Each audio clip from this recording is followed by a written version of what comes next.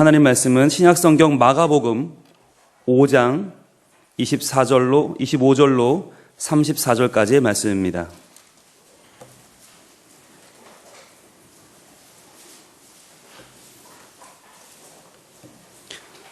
마가복음 5장 25절로 34절까지 말씀입니다.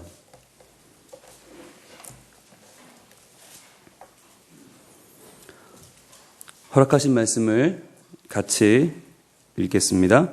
12해를 혈루증으로 앓아온 한 여자가 있어 많은 여자에게 많은 괴로움을 받았고 가진 것도 다 허비하였으되 아무 효험이 없고 도리어 더 중하여졌던 차에 예수의 소문을 듣고 무리 가운데 끼어 뒤로 와서 그의 옷에 손을 대니 이는 내가 그의 옷에만 손을 대어도 구원을 받으리라 생각함일러라.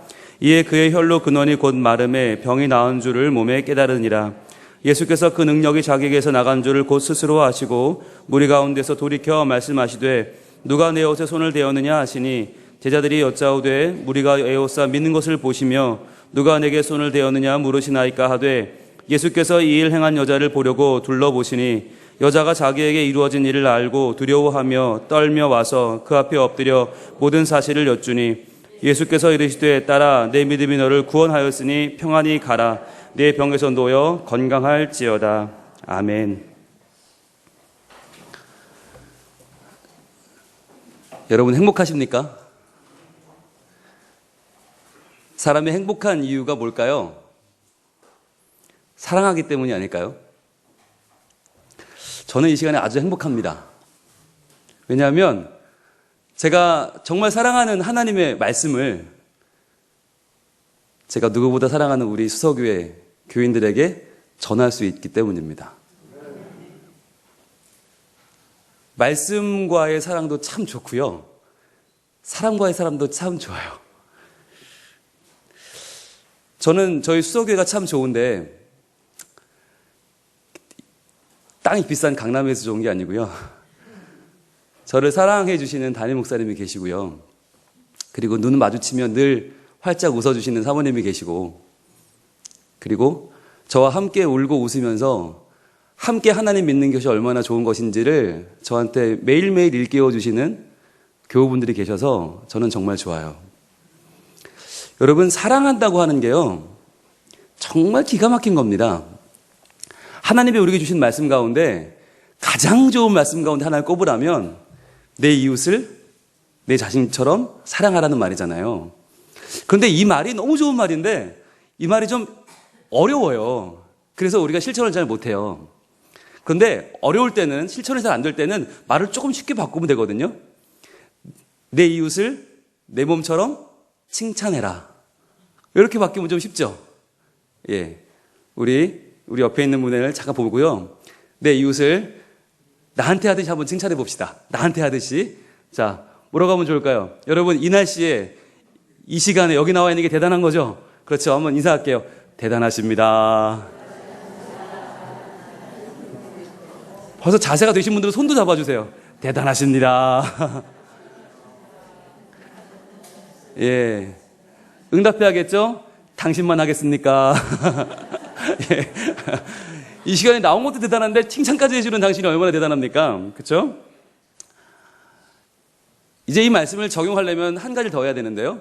내 이웃을 내 몸처럼 사랑하라고 그랬으니까 나도 사랑해야 되죠. 자, 손을 가슴에 모으고 뭐라고 해줄까요? 참 대단하구나. 해볼까요? 참 대단하구나. 요즘 사람들한테 조사했어요. 무슨 말 제일 듣고 싶냐 그랬더니요. 제일 듣고 싶은 말이 그거래요. 괜찮아래요. 괜찮아. 이렇게 말해줍니다. 괜찮아. 잘하고 있어. 괜찮아. 잘하고 있어. 예, 저한테 하는 말입니다. 여러분, 근데요, 이 자연스럽고 좋은 게 안 되는 사람이 있어요. 이게 왜 안 되지? 남을 칭찬하는 것도 안 되고, 나를 칭찬하는 것도 안 되는 분이 있어요. 그러니까 어떤 사람은 나는 칭찬이 너무 잘 되는데, 남한테 칭찬을 못 하는 분이 있죠. 이건 병이죠. 굉장히 큰 열등감이죠. 열등감이고, 또 뭐예요? 상처가 많은 거죠. 그래서 다른 사람의 좋은 점을 칭찬을 못 해.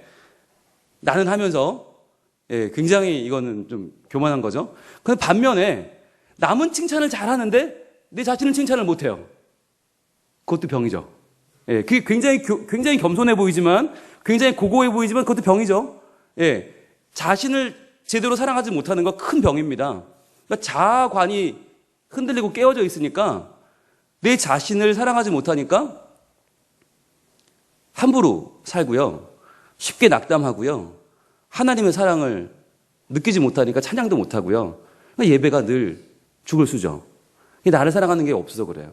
그런데 제일 불행한 건 누가 뭐래도 남도 칭찬 못하고 나도 칭찬 못하는 거. 남도 사랑 못하고 나도 사랑 못하는 거. 그게 제일 불행하겠죠. 그런데 그러한 사람이 있어요. 어디 있냐? 오늘 본문에 나와요. 바로 오늘 본문에 등장하는 25절에 등장하는 이 여인이에요. 같이 읽어볼까요? 25절 시작. 12해를 혈루증으로 알아온 한 여자가 있어. 26절. 많은 의사에게 많은 괴로움을 받았고 가진 것도 다 허비하였으되 아무 효험이 없고 도리어 더 중하여졌던 자에. 자, 우리말에도요. 김병에 효자 없다. 그렇죠? 여러분 김병이면 얼마나 되면 김병입니까? 그게 사람의 차이는 있지만 12년이면 김병이죠. 게다가 여러분 이 시대는 2000년 전 아닙니까? 약도 없고 수술도 없고 중환자실도 없어요. 그러니까 우리보다 지금 평균 수명이 아마 절반밖에 안 될 거예요. 그런 상황에서 12년이면 오늘로 보면 20, 30년이에요. 어마어마한 시간인 거죠. 20, 30년을 아파서 꼼짝 못해 아무것도 못한다? 그러면 그 옆에 누가 남았을까요? 아마 누가 있을까요? 아마도 부모님은 돌아가셨을 것이고 남편은 있었는지 모르겠지만 아마 지금은 도망갔을 것이고 아들도 없을 것이고 딸도 아무도 친구도 없지 않을까요? 12년 긴 병을 앓았어요. 게다가 의사 찾아다니느라고 용하다는 의사는 다 찾아다니면서 돈 다 날리고 결국 몸은 몸대로 상하고 이제는 아무것도 이 한 몸 기댈 데가 없어진 그것도 여인. 게다가 이 혈루병은 좀 특별한 병이잖아요. 그냥 몸만 아프고 몸만 불편한 병이 아니라 이건 상당히 마음이 불편한 병이에요. 아니 존재 자체가 불편한 병이에요. 사람들이 나를 기피하고 하나님도 나를 기피하는 병이에요.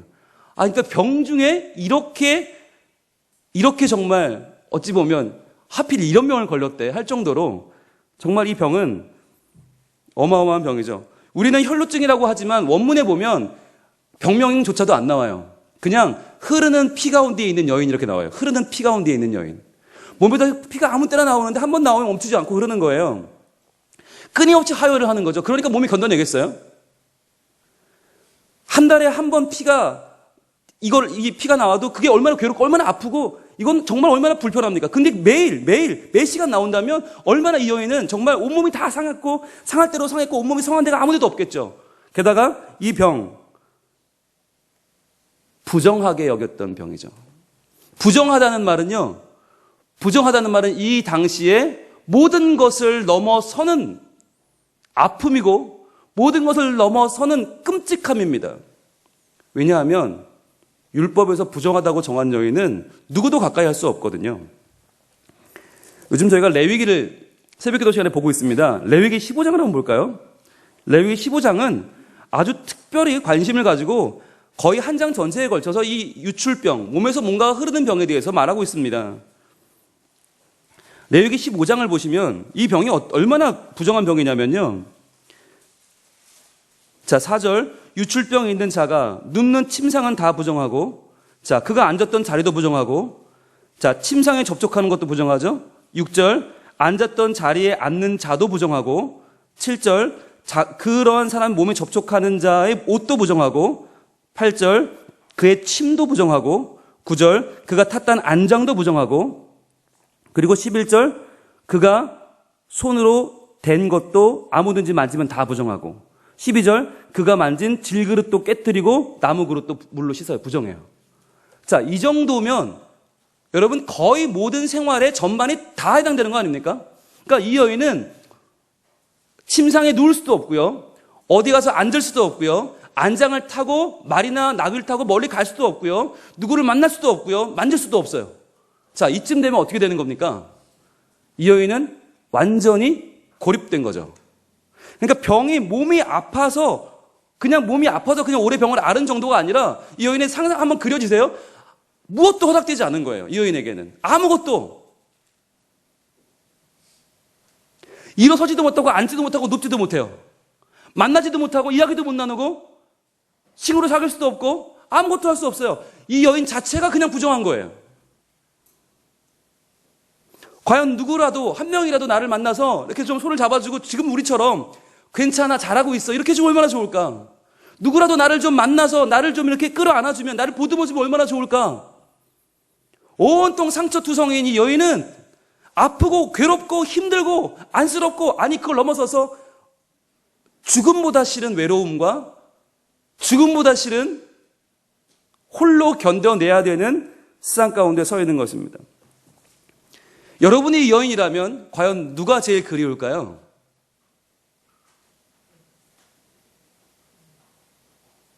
엄마 아닐까요? 엄마. 내가 어렸을 때 나 병 걸리기 전에 나를 마음껏 안아주던 엄마. 나를 마음껏 안아주고 나를 마음껏 껴안아주고 나를 사랑해주는 내 엄마. 아, 그냥 엄마라고는 와닿지가 않죠. 친정 엄마. 시집와서 억지로 잘해주는 그 엄마 말고 진짜 나를 사랑해주던 그 엄마, 친정 엄마. 내가 엄마 배 만지며 놀던 그 엄마. 내가 나갔다 다치고 들어오면 내 새끼를 누가 그랬냐고 꼭 안아주던 그 엄마. 얼마나 그리웠을까요? 그 엄마 품이요. 여러분, 우리 모두는요, 사실 이러한 혈루병 여인처럼 살고 있어요, 지금. 누가 나한테 다가오면 무섭고요. 내가 다가가려도 부담스럽고요. 쉽게 마음을 열지 않고요. 부모 자녀 간에도 장벽이 있고요. 부부 간에도 막힌 담이 있어요. 교우 사이에도 내가 이렇게 말하면 저 사람 뭐라고 말할까? 내가 이렇게 행동하면 저 사람 뭐라고 말할까? 이게 벌써 걱정이 되고요. 벌써 상처 안 주려고, 상처 안 받으려고 서로 간에 거리가 있어요. 이럴 때 우리를 꼭 안아주는 분이 있다면, 아니 우리 엄마처럼 우리를 마음껏 꼭 품어주는 분이 있다면 얼마나 좋을까요? 나를 꼭 안아줄 어머니에 대한 그리움을 노래한 시인이 있어요. 이제 5월이 다 돼가는데 이 시가 참 생각이 납니다. 우리 한국인의 정서를 가장 잘 그린 걸로 유명한 정채봉님이라는 시인이 이런 시를 썼습니다. 하늘나라에 가 계시는 엄마가 하루 휴가를 얻어 오신다면 아니 반나절 반 시간도 안 된다면 단 5분, 그래 5분만 온데도 나는 원이 없겠다.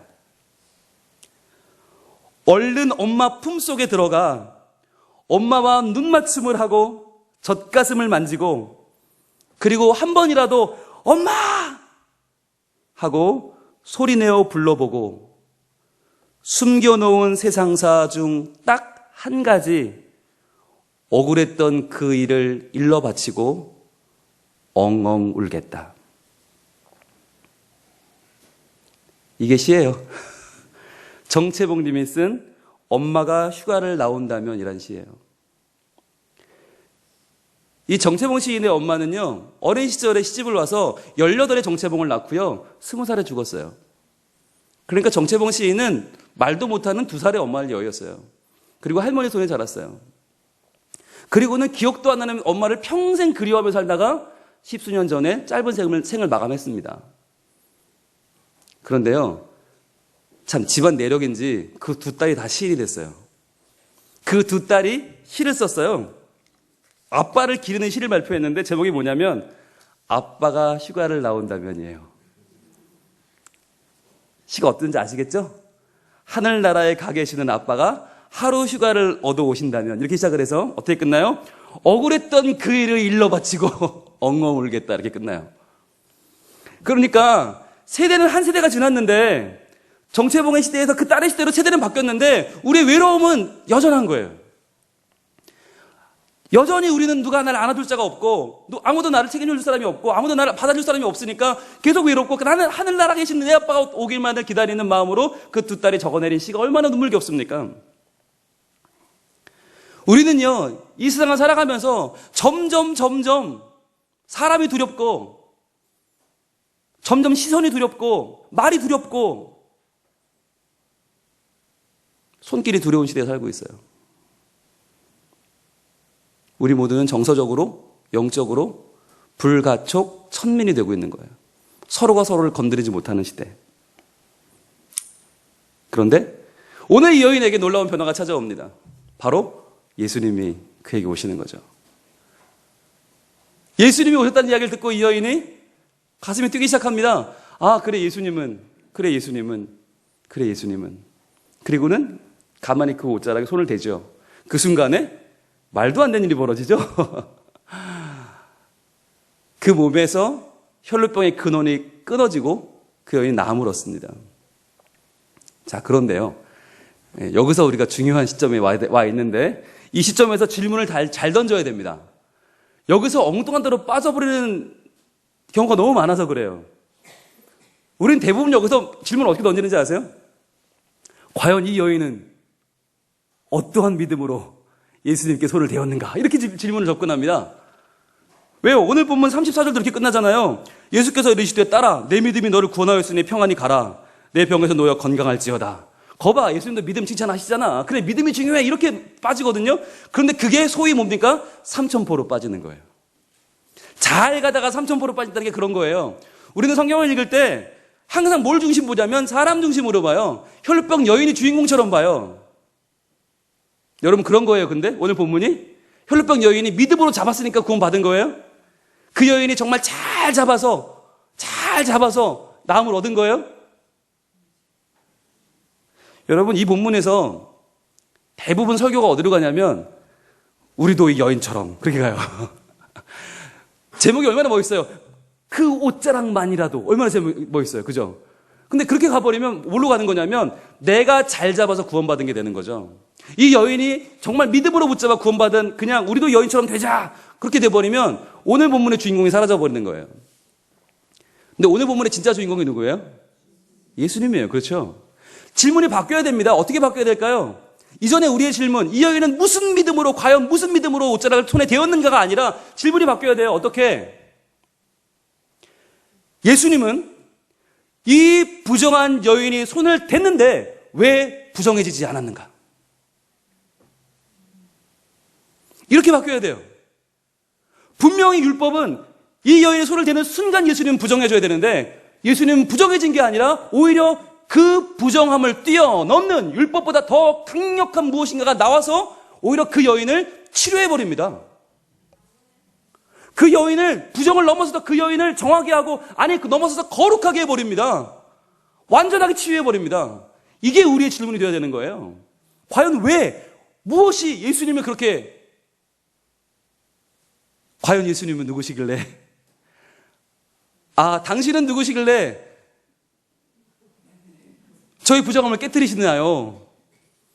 율법보다 강한 당신은 누구십니까? 과연 율법을 넘어서는 당신은 누구십니까? 이게 우리의 질문이 되어야 되는 거예요. 여러분, 율법이 결코 만만하지 않거든요. 여러분, 율법은요, 우리는 흔히 예수님이 율법을 폐하러 왔다고 생각하는데 아니거든요. 예수님이 율법을 완성하신 것이지 폐하러 오신 것이 아닙니다. 율법은 하나님의 법입니다. 굉장히 중요합니다. 그런데 그냥 단순히 부정해진 여인이 아니라, 잘못 건드려서 부정해진 사람이 아니라 12년 동안을 부정 가운데 있던 여인이라면 얼마나 부정합니까? 완전 부정 그 자체죠. 그 여인의 손을 대면 부정해지는 게 맞는 거예요. 그게 율법이니까. 확인하고 갈까요? 여러분 한번 찾아볼게요. 학계 2장 11절, 구약 1311쪽에 있습니다. 구약 1311쪽 학계 2장 11절. 학계 2장 11절 이렇게 말씀합니다. 만군의 여호와가 말하노니 너는 제사장에게 율법에 대하여 물어 이르기를. 자, 율법이 뭐라고 되어 있냐는 거죠. 사람이 옷자락에 거룩한 고기를 쌌는데 그 옷자락이 만일 떡에나 국에나 포도주에나 기름에나 다른 음식물에 닿았으면 그것이 성물이 되겠느냐 하라. 학개가 물음에 제사장들이 대답하여 이르되 아니니라 하는지라. 자, 아무리 거룩한 고기라도 그게 그냥 일반 국이나 아무런 그릇이나 거룩하지 않은데 닿으면 그건 부정하다는 거예요. 그리고 이어봅니다. 13절. 학개가 이르되 시체를 만져서 부정하여진 자가 만일 그것들 가운데 하나를 만지면 그것이 부정하겠느냐 하니 제사장들이 대답하여 이르되 부정하리라 하더라. 자, 이게 율법입니다. 아무리 거룩한 고기라도 다른 다음에 부정해지고요. 시체 맞는 사람이 부정해져서 그걸 만지면 부정해지는 게 맞는 거예요. 그러니까 부정함과 정함이 만나면 부정함이 이기는 게 율법이에요. 율법에서는 부정함이 항상 정함을 이겨요. 정함이 부정함을 이기는 경우는 없어요. 그런데요, 한 가지 예외가 있어요. 한 가지 예외. 한번 찾아볼까요? 출애굽기 29장. 출애굽기 29장 35절. 그 예외가 뭘까요? 출애굽기 29장 35절. 출애굽기 29장은 127페이지에 있는데 제사장 위임식입니다. 이때 35절. 너는 내가 내게 한 모든 명령대로 아론과 그의 아들들에게 그같이 하여 이레 동안 위임식을 행하되. 자, 제사장 사람을 세우는데 이레 동안, 일주일 동안 합니다. 그런데 그때 뭐 하나 보세요. 36절. 매일 숫송아지 하나로 속죄하기 위하여 속죄제를 드리며 또 제단을 위하여 속죄하여 깨끗하게 하고 그것에 기름을 부어 거룩하게 하라. 자, 제단에 숫송아지 피를 붓고 기름을 부어서 거룩하게 합니다. 37절. 너는 이레 동안 제단을 위하여 속죄하여 거룩하게 하라. 그리하면 지극히 거룩한 제단이 되리니. 같이 읽을까요? 제단에 접촉하는 모든 것이 거룩하리라.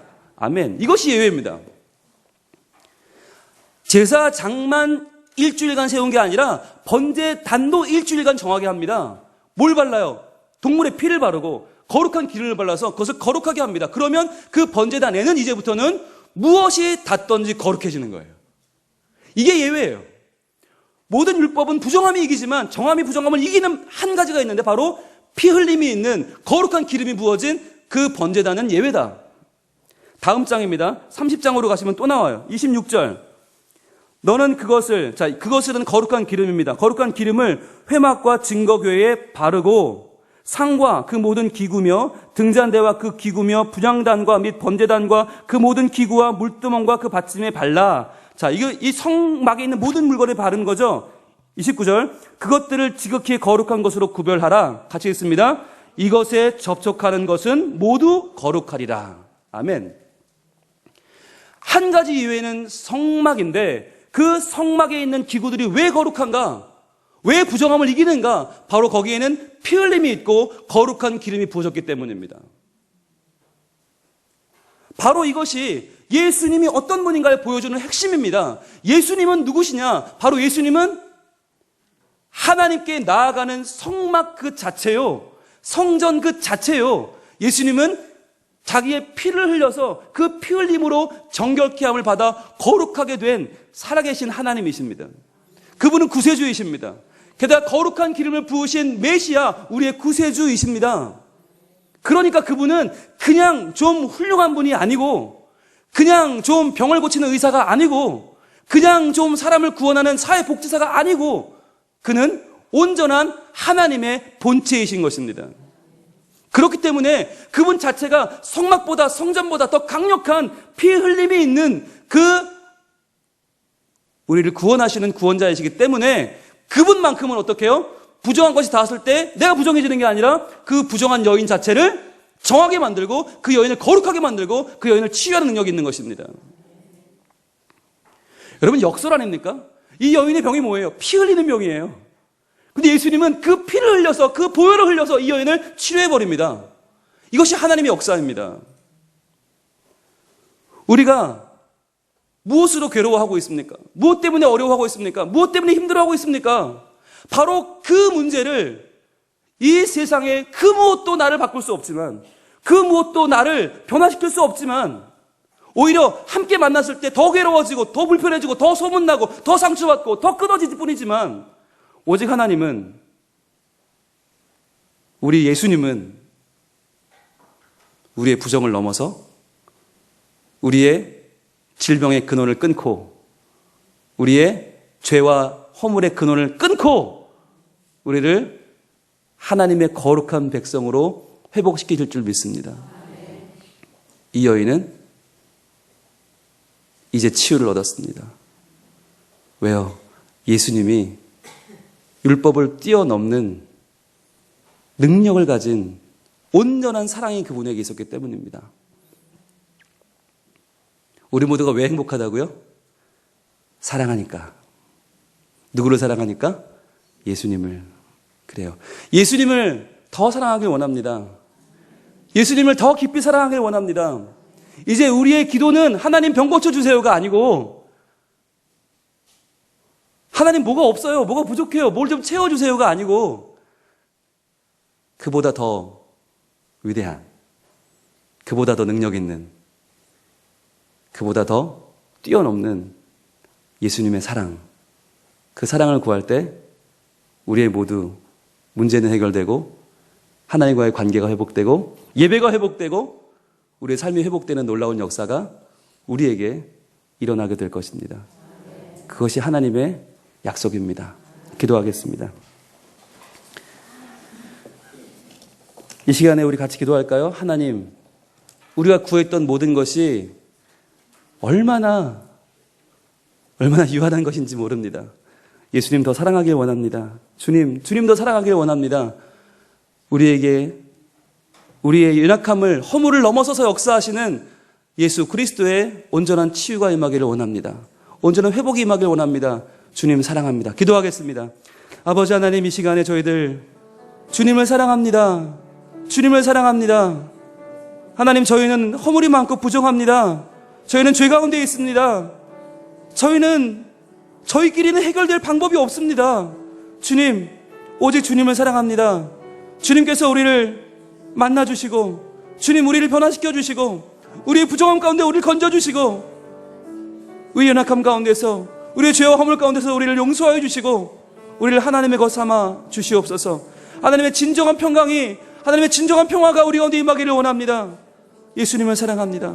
주님을 사랑합니다. 그 예수님의 사랑으로 우리를 새롭게 하시고 우리를 하나님의 자녀로 다시 한번 굳게 세워 주시옵소서. 주여, 우리의 정함이 아니라, 우리의 자격이 아니라, 우리의 행위가 아니라, 우리의 능력이 아니라 하나님의 사랑으로 다시 한번 설 수 있기를 원합니다.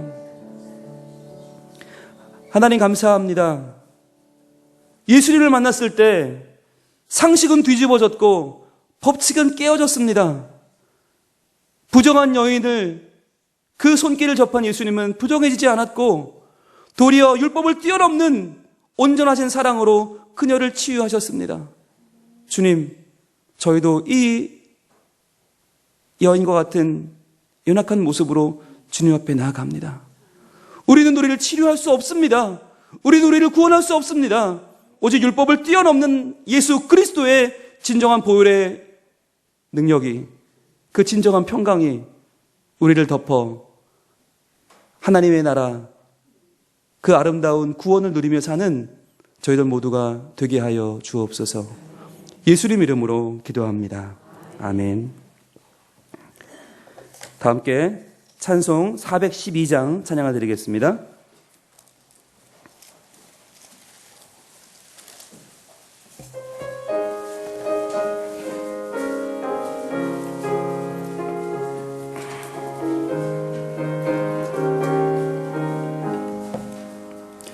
내 영혼의 극히 깊은 데서 맑은 가락이 울려 나네.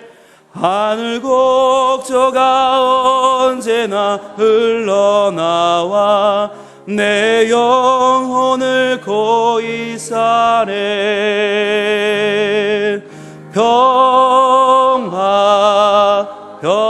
평화로다 하늘 위에서 내려오네.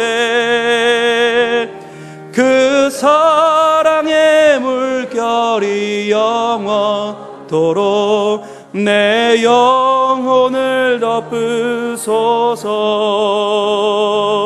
내 마음속에 솟아난 이 평화는 깊이 묻힌 보배로다. 나의 캐내어 가져갈 자 그 아무도 없으리라.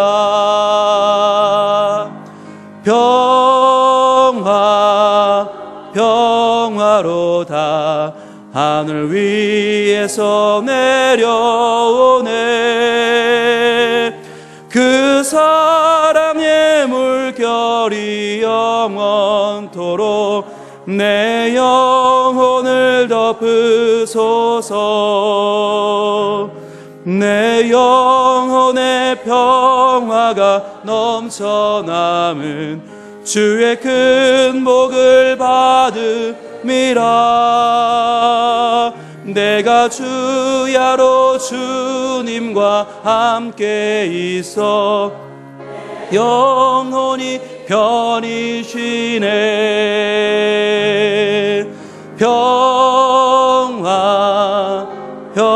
평화로다 하늘 위에서 내려오네. 그 사랑의 물결이 영원토록 내 영혼을 덮으소서. 이 땅 위에 험한 길 가는 동안 참된 평화가 어디 있나. 우리 모두 다 예수를 친구 삼아 참 평화를 누리겠네.